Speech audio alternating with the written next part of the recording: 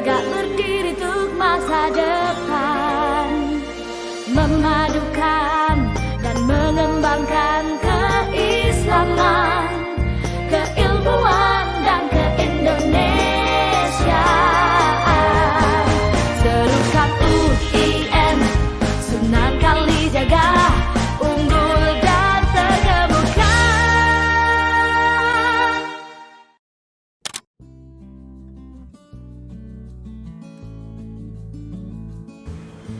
Assalamualaikum warahmatullahi wabarakatuh. Para sivitas akademika UIN Sunan Kalijaga, dimanapun Anda berada, baik di Jogja atau mungkin sedang work from home, dimanapun di seluruh Indonesia, para alumni, para mahasiswa, para attending, semoga Anda tetap sehat, semoga Anda tetap bahagia. Jangan lupa berolahraga dan makan makanan yang sehat. Para sivitas akademika, kali ini kita kedatangan tamu istimewa. Beliau ini saya menyebutnya Gus karena usia kita tidak terlalu jauh pautnya ya. Saya angkatan 91, beliau angkatan 90 waktu masuk tafsir hadis Usuluddin IAIN Sunan Kalijaga ya. Tetapi para mahasiswa nyebutnya harus Pak Yai dong. Karena memang beliau pengasuh dan juga yang mengurusi pesantren Krapyak di Yogyakarta bersama dua adiknya yang juga menjadi dosen di UIN Sunan Kalijaga, yaitu Ibu Maya dan Neng Maya dan juga Gus Afif di Syariah. Neng Maya ini di Visupnya. Dan uniknya Gus Hilmi ini beliau juga dosen di UIN Sunan Kalijaga ini. Nah, ini yang perlu mendapatkan perhatian. Tiba-tiba setelah menjadi dosen, saya masih ingat itu, beliau memutuskan untuk menjadi penghuni Senayan. Dan yang sangat mengejutkan, beliau sukses dan sekarang menjadi DPD perwakilan daerah di Senayan. Nah, mari kita tanya kepada beliau, Gus Hilmi, ini apa bedanya ini ketika menjadi dosen Anda mengajar para mahasiswa dan juga menjadi kiai di Krapyak, tiba-tiba sekarang menjadi wakil rakyat di Jakarta. Gimana ini peralihan ini? Kita ingin tahu ini rahasia-rahasianya. Terima kasih Pak Makin. Alhamdulillah senang sekali bisa kembali ke kampus. Ke kampus kita luar biasa. Saya sesudah 8 tahun jadi mahasiswa. S1 8 tahun. Oh Iya. Kemudian alhamdulillah mengabdi mengajar di sini 15 tahun. 15 tahun. Kemudian hari ini menjadi anggota Dewan Perwakilan Daerah. Ya, dunianya barangkali beda. Kalau dulu istilahnya dunia pendidikan, perguruan tinggi, sekarang dunia politik. Ya. Bagi saya sama-sama bisa kita sama-sama bisa kita barengkan, karena semuanya pada saya intinya pada integritas. Jadi integritas kita yang tidak boleh berubah meskipun dunia yang kita tekuni itu berbeda. Jadi ketika menjadi guru ya harus bisa diguru dan ditiru. Saya kira sama ya. Kalau Allah yarham Gus Dur itu ngendikan orang yang paling baik itu adalah politisi yang baik. Gus Dur ya. Iya. Saya kira kita harus mencari atau berusaha menjadi sosok seperti itu. Dan itu intinya pada integritas. Bedanya barangkali dunia politik dengan dunia keilmuan. Itu kalau kita di dunia keilmuan kita bicaranya itu mesti idealis harus begini, harus start. Nah, ketika kita bicara di bidang kenegaraan, tata laksana pemerintahan, kita tidak bisa seperti itu. Nggak bisa lagi. Jadi harus bisa mengcombine antara ideal dan fakta dan realitas yang ada di masyarakat. Dan itulah yang kemudian membuat seni politik itu menjadi berbeda. Karena dia harus bisa mengkompromi pihak-pihak. Itu yang barangkali membedakan. Kalau kita di dunia akademik selalu idealis, tetapi kita yang di dunia tata kenegaraan, pemerintahan, politik, itu saya kira harus mempertemukan itu. Tapi saya kira yang menyamakan adalah kita harus berusaha menjadi pribadi yang senantiasa integritas kita jaga. Ini bedanya. Ini bedanya antara teman-teman yang memang sejak awal itu berkarir sebagai politisi dan yang sedikit menyeberang dari seorang akademisi yang mengajar lama, kemudian meneliti, menulis, tiba-tiba memutuskan untuk pergi ke Senayan. Ini bedanya. Tapi saya senang Pak Wagin masih diberi kesempatan oleh UIN. Saya kadang masih diminta untuk uji disertasi, masih disuruh ini. Saya senang sekali. Terima kasih. Dan saya masih dengan begitu saya harus membaca. Itu yang penting ya. Jadi kita jadikan Gus Hilmi ini sebagai model juga lah untuk para mahasiswa. Jadi mahasiswa kita itu membutuhkan model. Model politisi apa yang seperti yang ideal, yang baik. Kita langsung menyebut contohlah Gus Hilmi. Beliau berangkat dari pesantren, kemudian ke perguruan tinggi, dan kemudian menjadi wakil kita di Senayan yang akan menyalurkan semua aspirasi kita. Menjadi inspirasi bagi para mahasiswa. Dan sekali lagi dalam peralihan dari seorang akademisi kemudian menjadi seorang politisi dalam tanda kutip apa tantangan yang paling utama ketika benar-benar sudah duduk di sana sidang dan membahas isu-isu yang aktual di sana? Saya kira meskipun dunianya berbeda, tetapi tantangannya di semua lini, semua bidang sama Pak Madi. Tadi kalau tadi poin integritas itu harus kita jaga terus-menerus. Sekali celah itu ibaratnya celah, nanti satu titik kena belaka jadi rusak semua. Integritas. Yang kedua tentu saja adalah kompetensi. Jadi ketika kita bicara tentang Perda, ketika kita bicara tentang RUU, saya kira harus mau belajar untuk itu. Bagaimana kita bicara otonomi daerah, kita bicara kalau saya sendiri dari tafsir, kajian sastra Al-Quran, kan harus belajar. Dan saya kira itu juga sama yang berlaku pada siapapun kita di dunia akademik. Kita tidak boleh selesai membaca, selesai belajar. Yang kalau itu terjadi kita kalah dengan mahasiswa yang lucu.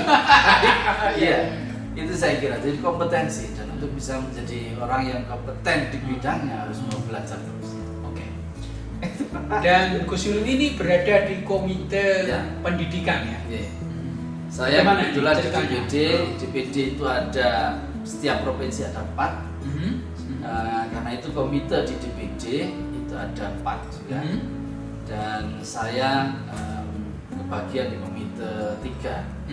Kami musyawarah dan kemudian kita sepakat bahwa saya dari DI ini yang duduk di komite 3. Komite 3 yang kaitannya dengan pendidikan, agama, kesehatan, olahraga, pariwisata, perlindungan anak, pemberdayaan perempuan, sekitar itulah. Dan sesuai dengan apa yang ditugaskan kepada saya, kami bertemu dengan mitra-mitra kita, baik dari kalangan eksekutif, pemerintah, kementerian, maupun dari pihak-pihak yang terkait dengan kami, seperti Maunya KONI atau Persatuan Umroh dan Haji, Asosiasi Umroh dan Haji, Asosiasi Rumah Sakit se-Indonesia, dan seterusnya seperti itulah. Dan khusus dari Jogja ini kan pasti ada bedanya dengan DPD yang berasal dari daerah lain. Karena kebetulan bidang yang Gus Hilmi tekuni ini sangat Jogja. Pendidikan, pariwisata, kesehatan, ini sangat Jogja ini. Bagaimana kesan Gus Limi selama ini? Ya, alhamdulillah Jogja ini istimewa. Ya. Kita bukan hanya mendapatkan keuangan dari pusat APBN, tetapi kita dapat tambahan namanya dana keistimewaan. Ya, itu karena kita ini provinsi yang istimewa. Jadi kita kemudian mendapatkan dana keistimewaan. Sama dengan Aceh, Papua itu juga mendapatkan suntikan dana, tapi beda. Dia namanya dana otonomi khusus, dan itu hanya berlaku ketika itu diputuskan. Tetapi kalau Jogja itu sudah inherent karena namanya Jogja itu daerah istimewa, jadi selalu ada itu dana keistimewaan. Ya. Dan sejauh yang kita ketahui tentang dana keistimewaan banyak dimanfaatkan untuk kebudayaan, untuk infrastruktur penunjang ya, keistimewaan. Jadi yang banyak berlaku lah. Dan ya masih banyak masalah juga dalam pengertian ya kita ini istimewa, tetapi keistimewaan ini hanya terbatas pada belum istilahnya mengistimewakan ya masyarakat Jogja secara keseluruhan. Kita masih banyak keistimewaan itu masih banyak disorotnya bersumber pada hal-hal yang dianggapnya istimewa. Umpamanya keistimewaan Jogja karena ada faktor keraton Yogyakarta, ada pakualaman. Tetapi sesungguhnya keistimewaan kita di Jogja lebih dari itu. Keistimewaan Jogja ini istimewa bukan hanya keraton, tetapi karena juga orang-orangnya, manusianya juga istimewa. Perguruan tingginya istimewa. UIN, Sunan Kalijaga, Universitas Gadjah Mada, kemudian UII, perguruan tinggi istimewa karena pertama kali perguruan yang pertama kali ada di negeri ini istimewa. Ya, itulah yang mestinya kita bicara lebih luas terkait dengan dana keistimewaan. Itu yang sebenarnya kita omong-omongkan terus. Oke. Ya. Ini berkait dengan idealisme tadi. Kira-kira ini kan sudah setahun ya, masih 4 tahun lagi. Apa yang Gus Limi bayangkan atau misi apa yang dibawa selama menjalankan amanah ini? Ya, sesuai dengan apa yang menjadi bidang tugas saya di DPD, di Komite 3, sejauh apa yang bisa kita lakukan kita sampaikan. Umpamanya kita rapat kerja dengan Menteri Pendidikan Mas Nadiem Makarim, kita sampaikan bahwa dunia pendidikan kita ini butuh penguatan karakter ya, dan itu salah satu rumusannya kalau kita bisa menambah jam pelajaran agama ya. Hari ini kita prihatin sekali karena umpamanya di kalangan Islam sendiri agama kita itu lulusan SMP, SMA pure, jadi kita tidak bisa memastikan anak itu bisa tahu nggak tata cara wudhu yang baik, membaca Quran yang baik. Itu kok saya kira masih jauh dari padahal kita ingin generasi yang seutuhnya, yang lahir batin, yang punya karakter yang kuat lah. Nah, kalau mereka karakter kuat itu ya adab, karakter kuat itu ya agamanya yang kuat. Nah, tapi kita lihat kalau mereka masih begitu. Oleh karena itu kita usul bagaimana namanya pendidikan agama itu bisa diperkuat, itu diantaranya. Sama juga sebenarnya kalau di perguruan tinggi Pak Maki. Saya sebenarnya kepingin ya kita ini Jogja kota pendidikan, kita ini di Jogja ini ada 120-an perguruan tinggi Pak Maki. CDI disebut. Tapi coba mari kita lihat apakah mereka datang ke sini dan mereka tahu yang sebenarnya tentang sejarah kebudayaan Jawa, ya, tentang kebaikan nilai-nilai Jawa. Saya tidak ingin ngomong apa, tetapi hari ini fakta presiden kita adalah orang-orang Jawa. Kita orang dihormati di berbagai daerah di antero Nusantara ini. Maka berarti ada nilai-nilai yang luar biasa di Jawa ini. Tetapi apakah itu sudah sampai kemudian kita ini punya ya Pranata yang memberitahu kepada mereka tentang kultur budaya Jawa ini, bahasa Jawa, histori Jawa. Ini kok kita belum? Ya. Saya sebenarnya kepengen itu perguruan tinggi itu masuk di situ, bukan hanya UI, di UGM, di mana saja.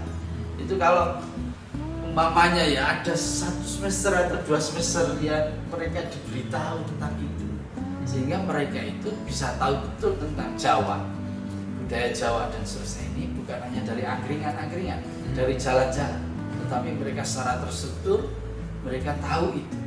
Yang dengan tahu itu semoga kebaikan-kebaikan tepos liro ya ungguh budaya kita ini bisa nulari pada budaya-budaya mereka di suku-suku yang lain di Nusantara ini, bahkan di luar negeri. Itu ya saya kira penting juga. Wah, ini usulan aja tuh. Kita juga penasaran ini, Iya. karena begitu nyoba sekali Iya. DPD langsung jadi. Ini kan mengejutkan sekali. Saya sendiri terkejut karena saya mengikuti ya. Iya. Kira-kira apa ini sekedar rahasia sedikit ya? Iya. Apa yang Gus Hilmi bicarakan antara Iya. Gus Hilmi dan konstituen waktu Iya. pencalonan itu? Iya. Apakah juga materi tentang kebudayaan tadi atau apa itu yang menjadi bahan sehingga konstituen ini kok beramai-ramai mencoblos begini? Apa ini rahasianya? Nggak tahu. Tapi begini Pak Akid, Ya. kalau saya kira kita ikuti tahap-tahap itu seperti biasa sebenarnya.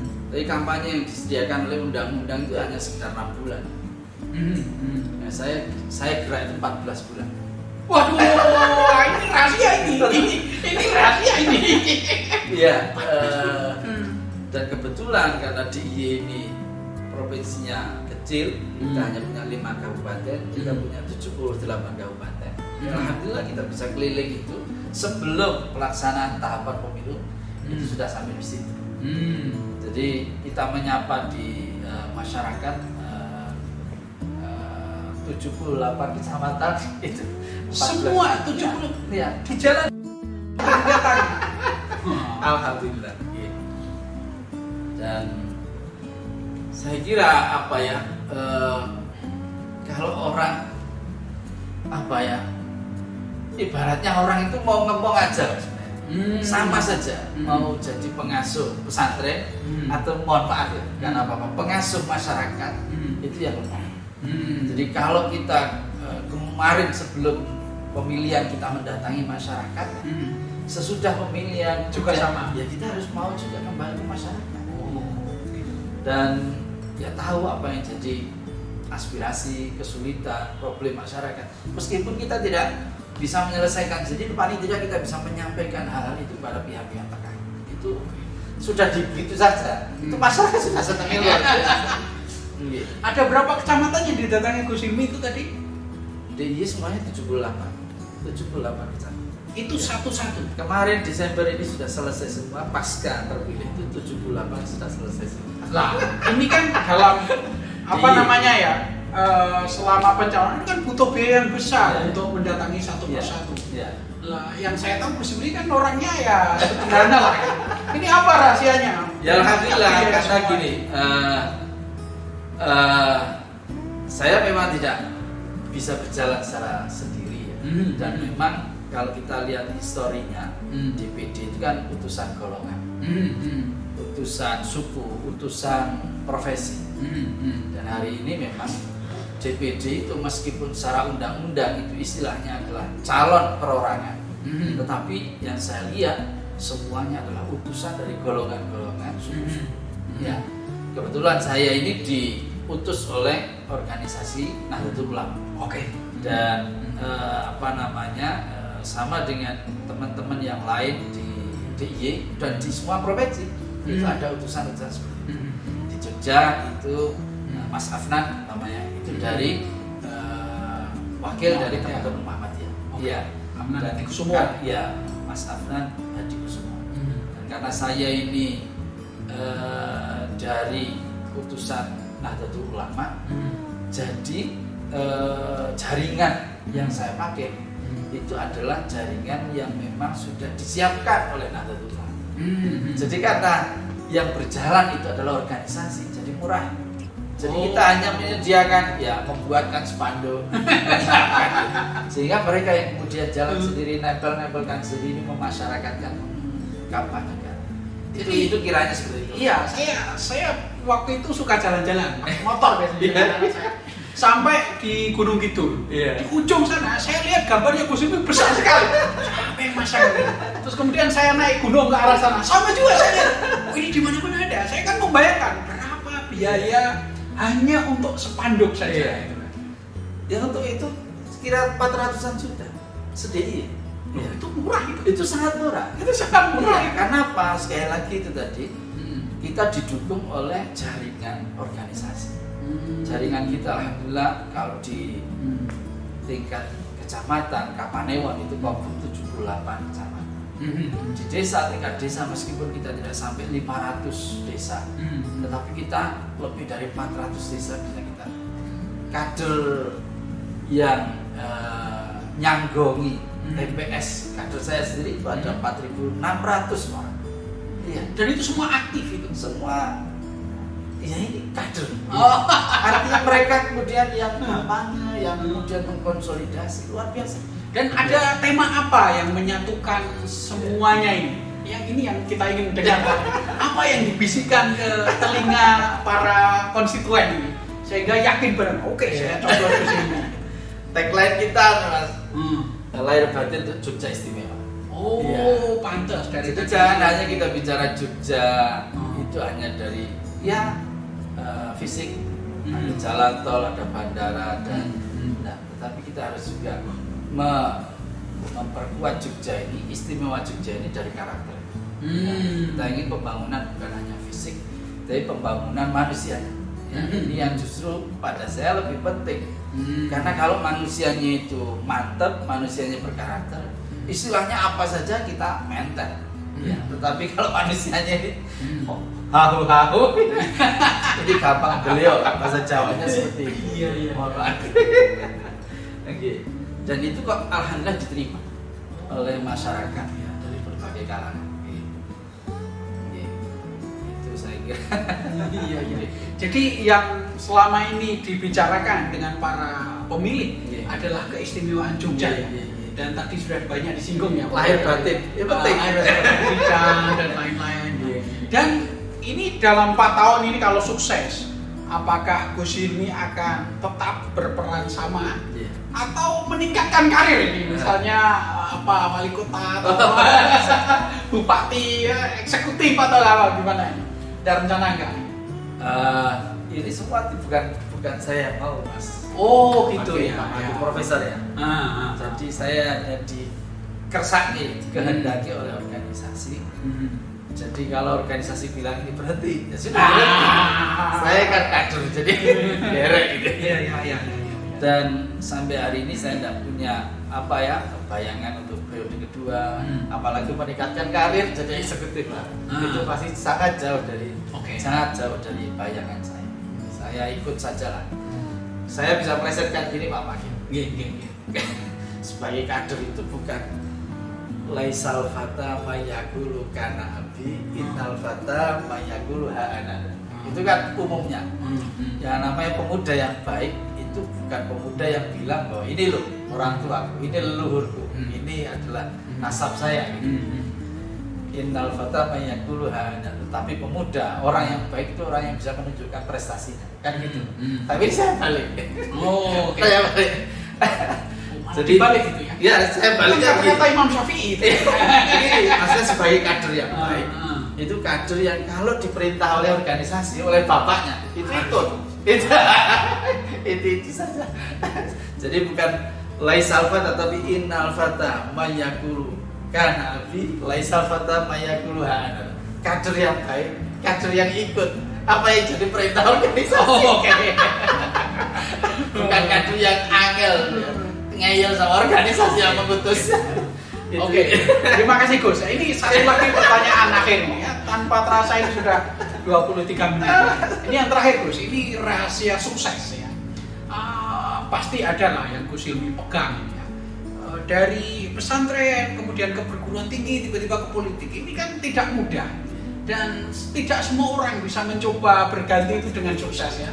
Ini sebuah rezeki, sebuah ini sebuah keberuntungan, sebuah rahmat dari Allah Subhanahu wa taala yang membuat apa rahasianya kira-kira yang jenengan pegang sehingga para mahasiswa itu nanti akan mengikuti apa yang dipegang. Saya punya moto atau tagline pribadi. Saya kira sama dengan Pak Rektor. Ya. Saya menyadari saya tidak begitu cerdas. Jadi Ini kemudian tawadhu. saya Ini tawadhu, hati-hati ya, hati-hati Iya. dengan orang tawadhu. Jadi kemudian saya harus tahu kunci bagaimana saya bisa melakukan sesuatu. Itu kunci saya bukan itu. Tapi kunci saya persiapan. Segala sesuatu butuh persiapan. Oke. Kalau orang Arab bilang tuh manjat dan wajat. Jadi di mana saja kalau memang itu diamanai dan mau itu ya harus sungguh-sungguh. Itu harus mempersiapkan diri. Jangan bilang capek, jangan bilang malas. Kalau memang itu sudah jadi tugas dan kewajibannya.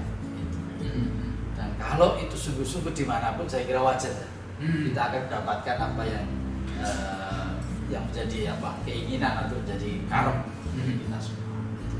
Dan itu saya kira kita juga belajar dari Profesor luar biasa kesungguhan, yang penting itu kesungguhan. Dan di mana-mana kalau itu sungguh-sungguh itu insya Allah pasti berhasil. Saya kira itu. Iya, terima kasih Bos. Ya, tapi ini tetap berbeda lah. Saya kan tidak pernah nyoba bidang lain, dan itu saja. Gus Hilmi ini pindah dari pesantren, kemudian ke perguruan tinggi, kemudian ke politik, dan tiga-tiganya sangat mulus itu ya. Terima kasih banyak Gus Hilmi ya. Ini luar biasa. Kita doakan semoga karir beliau lancar terus dan apa yang beliau lakukan itu berberkah dan tentu saja untuk kita semua, dan kita sangat bangga dengan prestasi beliau, dan beliau adalah wakil kita ya, wakil UIN, wakil Jogja ya. Terima kasih Gus ya, terima kasih atas waktunya. Para pemirsa tetap jaga kesehatan, tetap bahagia. Demikian, assalamualaikum warahmatullahi wabarakatuh.